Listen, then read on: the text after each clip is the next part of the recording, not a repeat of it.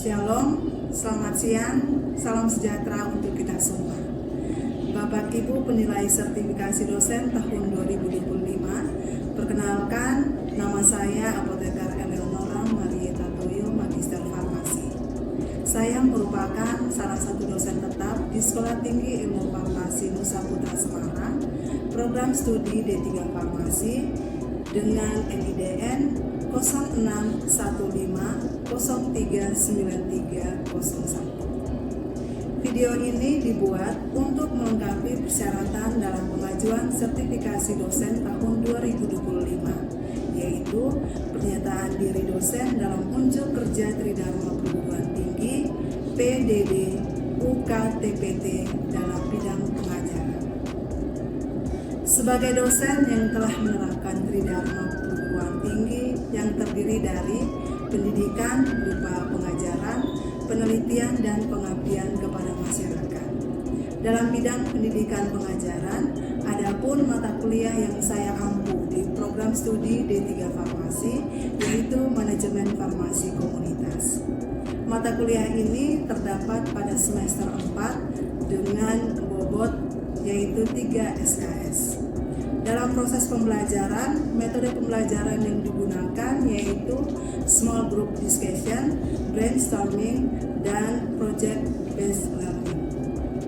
Small group discussion ini merupakan diskusi kelompok kecil, yaitu salah satu bentuk model pembelajaran diskusi antara peserta didik dengan peserta didik lainnya, atau peserta didik dengan pengajar yang melibatkan dua atau lebih yang berinteraksi secara menyeluruh dan saling bertatap muka dengan tujuan untuk menganalisis, memecahkan suatu masalah, mengeksplorasi, atau memperdebatkan suatu topik tertentu. Kemudian metode lainnya ada brainstorming, di mana salah satu metode untuk mengumpulkan gagasan kreatif dalam waktu singkat dan menghasilkan solusi tepat dalam sebuah permasalahan. Dilanjutkan dengan metode project based learning, di mana metode ini merupakan model pembelajaran yang menggunakan proyek atau kegiatan sebagai inti pembelajaran untuk mencapai kompetensi sikap, pengetahuan, dan keterampilan. Tujuan mata kuliah Manajemen Farmasi Komunitas ini akan membahas diantaranya yang pertama, memahami konsep dasar manajemen dan regulasi di pelayanan kefarmasian, di mana mahasiswa diharapkan mampu menguasai konsep manajemen secara umum serta memahami peraturan perundang-undangan yang berlaku terkait pengelolaan perbekalan farmasi di berbagai fasilitas kesehatan, baik itu di apotek, rumah sakit, puskesmas, dan klinik.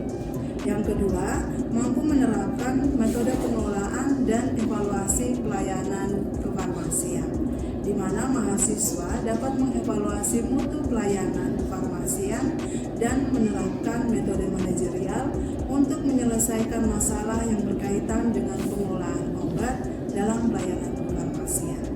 Yang ketiga, menguasai pelayanan kefarmasian dengan sistem asuransi kesehatan.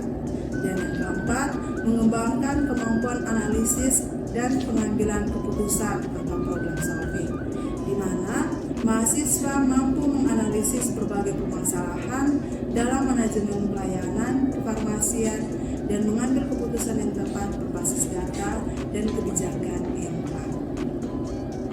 Capaian pembelajaran lulusan. Adapun rumus dari capaian pembelajaran lulusan ini. Yang pertama, sikap. Bertakwa kepada Tuhan Yang Maha Esa dan mampu menunjukkan sikap religius. Menjunjung tinggi nilai kemanusiaan dalam menjalankan tugas berdasarkan agama, moral, dan etika. Berkontribusi dalam peningkatan mutu kehidupan masyarakat, berbangsa, bernegara, dan kemajuan peradaban berdasarkan Pancasila. Berperan sebagai warga negara yang bangga dan cinta tanah air, memiliki nasionalisme, serta rasa tanggung jawab pada negara dan bangsa. Menghargai keanekaragaman budaya, pandangan, agama, dan kepercayaan, serta terdapat temuan orisinal orang lain. Bekerja sama dan memiliki kepekaan sosial, serta kepedulian terhadap masyarakat dan lingkungan. sentralisasi semangat kemandirian, kejuangan, dan kewirausahaan. Rumusan berikutnya pengetahuan. Yang pertama, menguasai konsep teoritis mengenai peraturan perundang-undangan, tenaga vokasi farmasi, dan sarana pelayanan kesehatan. Yang kedua, menguasai konsep teoritis mengenai komunikasi efektif. Yang ketiga, menguasai konsep teoritis mengenai analisis dan penelitian, dan konsep teoritis penggunaan sistem informasi kefarmasian dalam pelayanan kefarmasian. Rumusan berikutnya, keterampilan umum, mampu menyelesaikan pekerjaan berlingkup luas dan menganalisis data dengan beragam metode yang sesuai, baik yang belum maupun sudah laku. Yang kedua, mampu memecahkan masalah pekerjaan dengan sifat dan konteks yang sesuai dengan bidang keahlian terapinya, didasarkan pada pemikiran logis, inovatif, bertanggung jawab atas hasilnya secara mandiri. Yang ketiga, mampu mendokumentasikan, menyimpan, mengamankan, dan menemukan kembali data terkait dengan penelitian di bidang kefarmasian untuk menjamin kesahihan dan mencegah plagiasi. Keterampilan khusus yang pertama, mampu melakukan pengujian mutu sediaan farmasi sesuai prosedur yang ditetapkan. Yang kedua, mampu menggunakan sistem informasi dalam pelayanan kefarmasian dan merancang konsep sistem informasi kefarmasian. Capaian pembelajaran mata kuliah manajemen farmasi komunitas. Yang pertama, mahasiswa mampu menguasai konsep dasar manajemen secara umum, menguasai peraturan dan metode pengelolaan perputaran farmasi di berbagai macam fasilitas kesehatan, baik itu di apotek, rumah sakit, puskesmas, dan klinik. Yang kedua, mahasiswa mampu mengevaluasi mutu pelayanan kefarmasian dengan formulasi penyelesaian masalah pada manajemen pengelolaan persediaan farmasi. Yang ketiga, mahasiswa mampu menguasai pelayanan kefarmasian dengan asuransi kesehatan. Kemudian, mahasiswa mampu menganalisis pengelolaan dan pengambilan keputusan problem solving untuk penanganan masalah dalam pelayanan kefarmasian yang berkaitan dengan pengelolaan sediaan farmasi. Deskripsi mata kuliah. Mata kuliah ini berisi konsep dasar manajemen secara umum, menguasai peraturan dan metode pengelolaan perputaran farmasi, dan mampu mengevaluasi mutu pelayanan kefarmasian dengan formulasi penyelesaian masalah pada manajemen pengelolaan sediaan farmasi. Mahasiswa juga mampu menguasai pelayanan kefarmasian dengan asuransi kesehatan dan mampu menganalisis pengelolaan dan mengambil keputusan problem solving untuk penanganan masalah dalam pelayanan kefarmasian. Sistem pembelajaran yang saya terapkan dimulai dengan sesi perkenalan untuk membangun kedekatan antara dosen dan mahasiswa. Selanjutnya, saya melakukan sesi brainstorming guna menciptakan suasana belajar yang kondusif, terbuka, dan mendorong partisipasi aktif dari seluruh mahasiswa. Kemudian saya membahas kontrak perkuliahan sebagai bentuk kesepakatan bersama antara saya dan mahasiswa, termasuk topik pembelajaran dan penugasan, agar mahasiswa memiliki gambaran yang jelas tentang pelaksanaan perkuliahan selama 1 semester. Dalam proses diskusi, saya juga berupaya memberikan motivasi agar mahasiswa lebih fokus, rajin, dan serius dalam belajar. Setelah itu, saya menilai pemahaman masing-masing mahasiswa melalui penugasan dan kuis. Itulah gambaran umum mengenai metode pembelajaran yang saya terapkan pada mata kuliah manajemen farmasi komunitas. Adapun kajian materi pembelajaran mata kuliah ini, yaitu yang pertama ada konsep dasar manajemen dan organisasi secara umum, yang kedua prinsip-prinsip manajemen dan manajemen umum, yang ketiga prinsip manajemen mutu di berbagai macam fasilitas kesehatan seperti rumah sakit, apotek, puskesmas, dan klinik. Kemudian implementasi manajemen mutu di berbagai macam fasilitas kesehatan, strategi dan peningkatan dalam manajemen untuk peningkatan mutu pelayanan kefarmasian komunitas. kefarmasian yaitu SDM, serta prosedur evaluasi mutu pelayanan dalam sarana kesehatan sesuai dengan regulasi secara komprehensif. Yang berikutnya ada drug management cycle, kemudian manajemen farmasi apotek, rumah sakit, puskesmas dan klinik, dan yang terakhir asuransi kesehatan dalam pelayanan kefarmasian. Kriteria atau indikator penilaian dalam mata kuliah ini yaitu nilai akhir terdiri dari 30% nilai harian dan 35% masing-masing untuk nilai ujian tengah semester dan ujian akhir semester. Nilai harian diperoleh dari kehadiran, tugas kelompok, dan tugas mandiri. Untuk daftar referensinya, sering kami menggunakan dari dasar hukum standar pelayanan kefarmasian yang diterbitkan oleh Departemen Kesehatan Republik Indonesia. Kemudian kami juga menggunakan beberapa buku publikasi yang ditulis oleh penulis Sarjono Seto, kemudian ada Satibi, Bustami, dan Rati Anggraini. Selanjutnya, saya akan menampilkan proses pembelajaran saya dengan mata kuliah manajemen farmasi komunitas secara tatap muka. Selamat menyaksikan. Baik, selamat pagi semuanya. Selamat pagi, Ibu. Assalamualaikum warahmatullahi wabarakatuh. Salam sejahtera buat kita semuanya. Terima kasih saya ucapkan kepada teman-teman semester 4 D3 Farmasi yang sudah hadir dalam pertemuan hari ini. Dan saya melihat semuanya hadir tepat waktu ya. Sebelum kita memulai perkuliahan hari ini, marilah kita berdoa dulu. Saya minta salah satu memimpin kita dalam doa.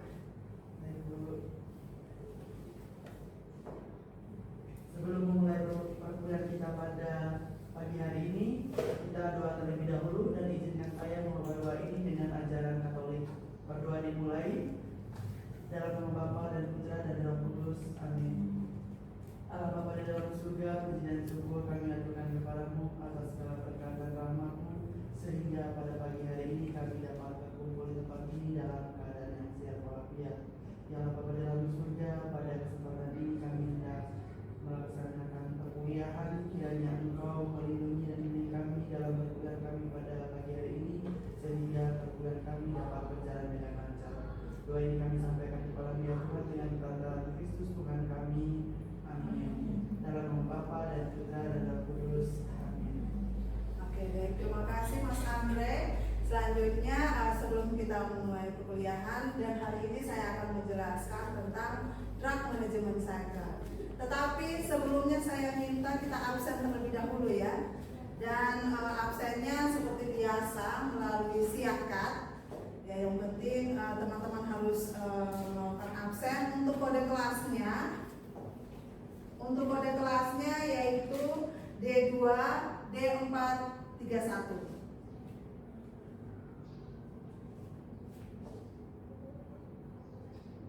Saya ulangi, D2 D4 31. Sudah ya? Sudah, Bu. Oke.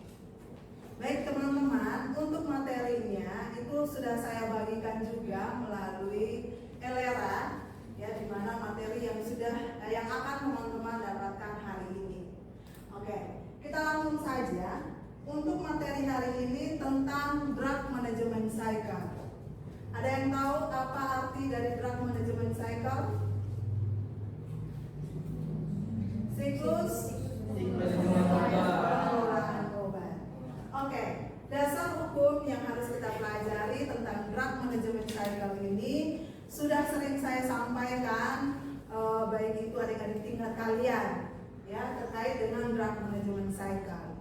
Nah, untuk dasar hukum yang kalian gunakan, minimal kalian harus pelajari tentang standar pelayanan kefarmasian. Standar pelayanan kefarmasian ini bisa kita peroleh di rumah sakit, di apotek, di puskesmas maupun di klinik. Ya, hanya saja adik-adik sekalian nanti bisa melihat untuk regulasi terbarunya. Ya, Dan untuk standar pelayanan kefarmasian yang akan kita pelajari hari ini itu tentang standar pelayanan yang terjadi di rumah sakit. Ya. Kenapa kita harus mempelajari tentang standar pelayanan? Ya tentu saja ini sebagai tolak ukur, sebagai pedoman yang harus dipahami oleh teman-teman sekalian dalam mempelajari tentang pengelolaan sediaan farmasi. Kemudian kita langsung saja, apa saja yang harus kalian pahami di standar pelayanan kefarmasian? Yang pertama, hanya ada 2 jenis standar. Yang pertama, pengelolaan sediaan farmasi, bahan medis habis pakai, dan alat kesehatan. Kemudian pelayanan farmasi klinik. Dari setiap standar pelayanan kefarmasian ini ya, kalian juga harus tahu bahwa dari setiap standar ini punya tahapannya. Kita lihat untuk pengelolaan sediaan farmasi, dimulai dari tahap pemilihan, kemudian tahap perencanaan,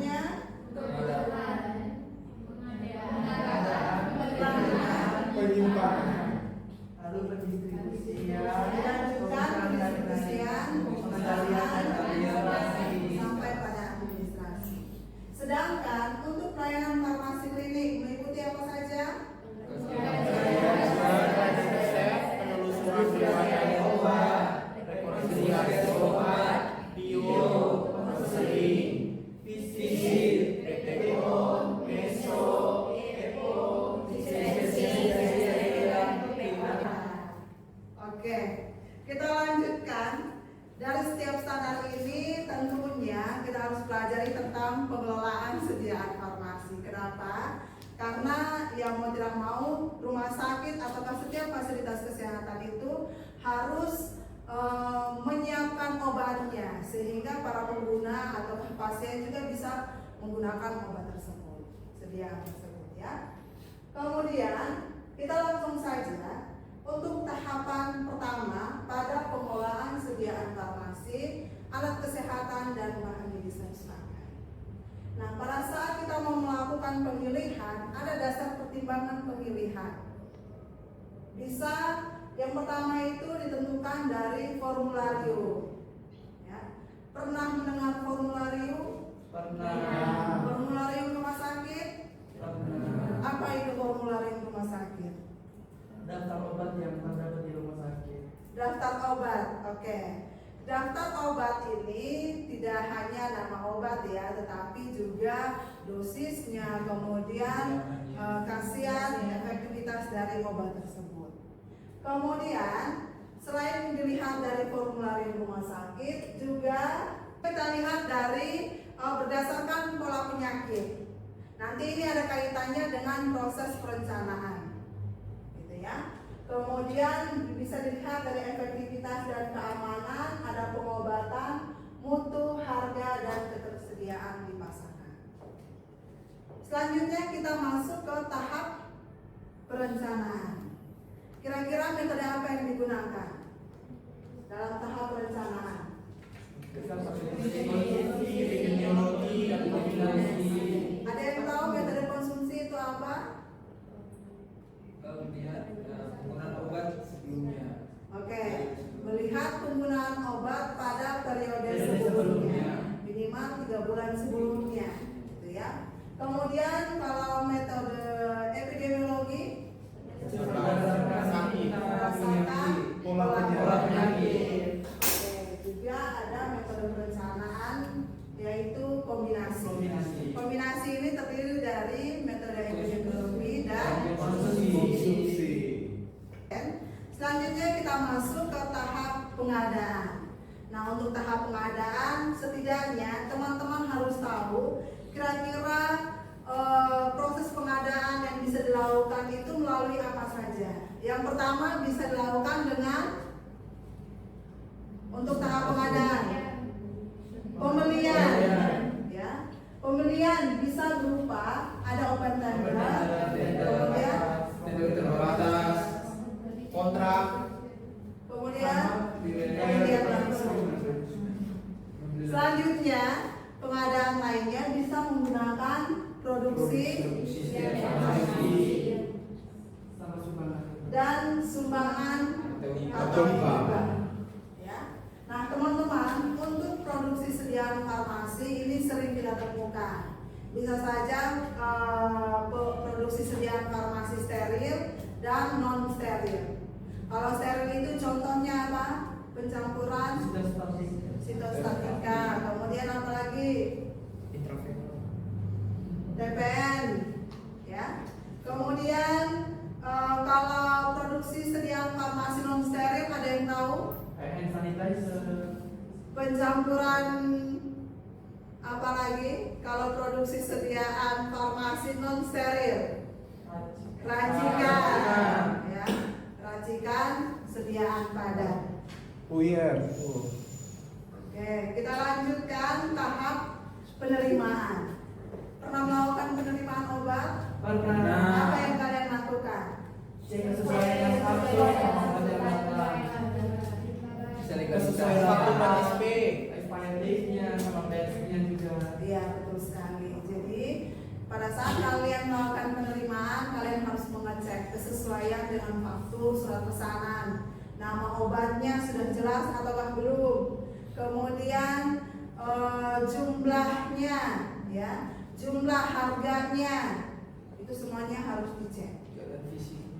Setelah penerimaan dilanjutkan dengan Penyimpanan. penyimpanan. Apa yang harus kalian lakukan di tahap penyimpanan? Disimpan. Ada metode-metodenya. Metode apa yang diterapkan? Ada FIFO, ada LIFO, Oke. Untuk perbedaan FIFO dan FIFO ada yang bisa menjelaskan? Silakan. FIFO itu kepanjangan itu first expired, first out. Berarti obat-obat yang idenya apa namanya? Yang dekat itu berarti dikeluarkan terlebih dahulu. Oke. Sedangkan kalau FIFO? FIFO itu kepanjangannya first in, berarti first out. Berarti obat-obat yang Datang apa namanya? duluan. Iya, datang duluan itu dikeluarkan. Oke, baik sekali. Kemudian penyimpanan obat bukan hanya berdasarkan FIFO dan FIFO, juga bisa penyimpanannya itu berdasarkan kelas terapi, bentuk sediaan dan jenis sediaan. Hanya saja teman-teman perhatikan, ada obat-obat yang masuk kategori LASA dan HAM. Perlu melakukan pemesanan secara just in time. Kalau dibutuhkan baru pesan. Kemudian kita masuk ke perhitungan, ya, perhitungan nilai efektivitas obat, di mana ada obat A, B, dan C. Pertanyaannya, pilihlah obat apa yang paling ekonomis untuk pemakaian 30 hari.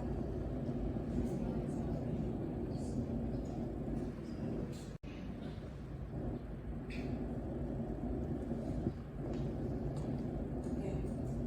Ada yang bisa menjelaskan kira-kira kategori obat apa?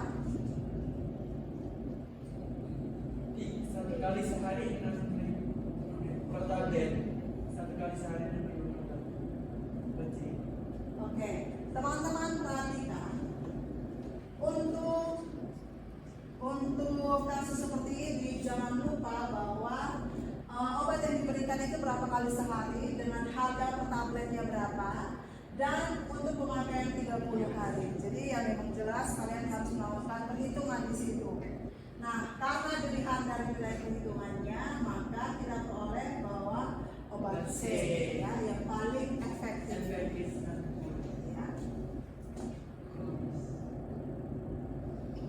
Oke. Mungkin untuk kasus yang sudah kita pelajari bersama, ini menjadi gambaran buat teman-teman sekalian terkait dengan drug management designer, apakah siklus pengelolaan obat. Dari standar ini yang sudah kalian pahami, mulai dari tahap pemilihan sampai pada administrasi, ini menjadi pembekalan buat kalian juga nanti pada saat kalian praktek ataukah kalian melakukan penelitian, ya, terkait dengan penggunaan sediaan farmasi. Nah, sebelum saya menyimpulkan, mungkin ada teman-teman yang bisa bisa menyimpulkan terkait materi kita hari ini? Ada yang bisa menyimpulkan? Oke, silakan. Terima kasih dari materi pada pagi hari ini. Saya bisa menyimpulkan bahwa drug management cycle adalah siklus pengelolaan obat yang terdiri dari beberapa tahap penting untuk memastikan obat tersedia, aman dan memiliki fasilitas pelayanan kesehatan. Tahap tersebut bisa meliputi pemilihan, perencanaan, pembelian, penerimaan, penyimpanan, pengendalian, pencatatan, dan pelaporan. Terima kasih. Jadi ya itu tadi ya yang sudah dijelaskan oleh Mbak Sari terkait dengan drug management cycle. Setidaknya kita harus mempelajari tentang tahapannya dari pemilihan sampai dengan administrasi. Kenapa demikian? Untuk menjamin ketersediaan obat yang ada di berbagai macam fasilitas kesehatan. Gitu ya. Oke. Mungkin itu saja yang bisa saya jelaskan. Sebelum saya akhiri, ada pertanyaan dari teman-teman sekalian? Ada pertanyaan? Sudah jelas ya? Oke, saya akhiri untuk pertemuan hari ini. Terima kasih atas perhatiannya. Terima kasih untuk kerjasamanya untuk perkuliahan kita hari ini. Semoga materi yang sudah saya jelaskan memberikan manfaat buat teman-teman sekalian. Ya, sebelum kita mengakhiri, saya minta salah satu memimpin kita dalam doa. Baik, sebelum kita mengakhiri perkuliahan kita pada pagi hari ini, mari kita doa terlebih dahulu. Doa dimulai dan Bapa dan Putra dan Roh Kudus. Amin. Bapa dalam surga, tidak syukur kami aturkan kepada atas segala kita sehingga pada pagi hari ini kami dapat menyelesaikan perkuliahan kami dengan baik. Ya Tuhan, semoga apa yang kami peroleh dapat berguna bagi masyarakat kami. Baik kami sampaikan kepada mereka dengan perantara Kristus Tuhan kami. Amin. Dan Bapa dan Putra dan Roh Kudus. Doa selesai. Terima kasih semuanya. Selamat siang. Demikianlah video pembelajaran ini saya persembahkan dalam unjuk karya PDD UKTPT. Semoga bermanfaat untuk mahasiswa dan umum masyarakat luas. Terima kasih dan salam sejahtera untuk kita semua.